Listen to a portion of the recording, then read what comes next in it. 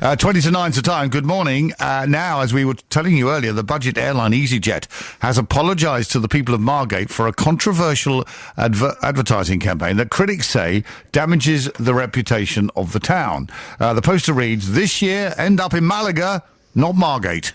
It's drawn fierce criticism from the mayor of Margate and provoked a strong backlash. These people in Margate told us what they think of the ad. Malaga is better than Margate.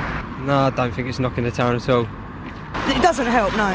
They could do posters to, promote Margate rather than down it even more.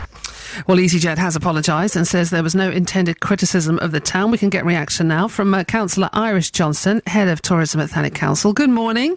Oh, good morning. And Mayor of Margate, Will Scobie, good morning. Good morning. Now, did they have their tongue firmly in their cheek, Iris? Do you think it's a nice alliteration, isn't it, for a poster? You can say Margate, Malaga, not Margate. Do you think they really were doing down Margate with this poster? Well, they were being a bit silly, really. It might be more to do with the different types of water we have, but poor old Spain needs all the help it can get. Well, it does, and it's certainly, in a sense, they're not really comparing like with like, are they? They're trying to say, if you want to go somewhere warmer, jump on one of our planes, which is true, isn't it? There's quite a significant temperature difference between Margate and Malaga. Yes, and I think a lot of people have two holidays if they can manage it, and sometimes people will have the warm holiday in the winter. But we know from our figures that Margate is doing extremely well. Thanks to Turner Contemporary, we're seeing a lot of new people here. And not only that, like myself, when I came here on holiday, we decided to come and buy a house and stay. And I'm seeing more and more of young people, particularly from London, doing this. So people come here, they fall in love with it, and they want to stay. And you have just been voted as one of the top attractions to visit by the Rough Guide, haven't you?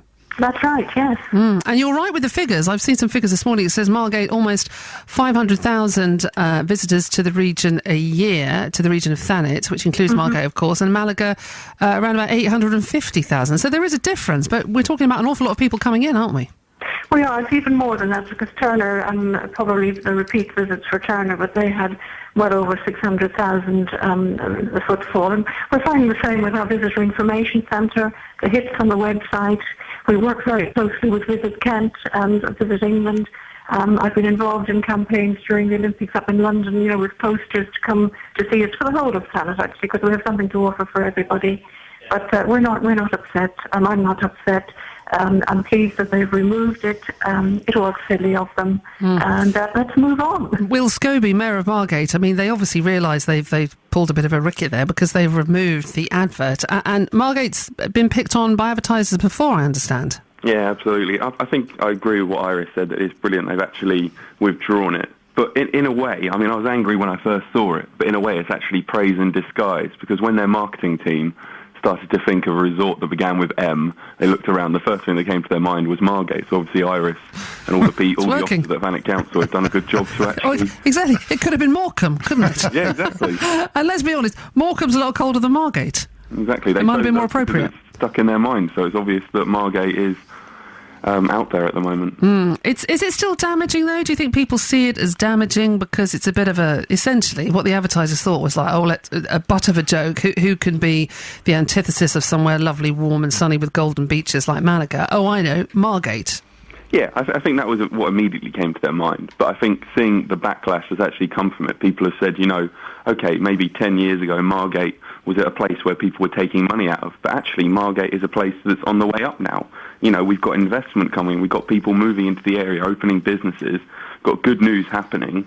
And actually, we don't want to be the butt of your joke. And they've seen that response that we put on Twitter. When it first came out, a few of us got together and we started the hashtag Love Margate, and we were tweeting our favourite things about Margate, actually tagging easyJet, and they've obviously listened and withdrawn it.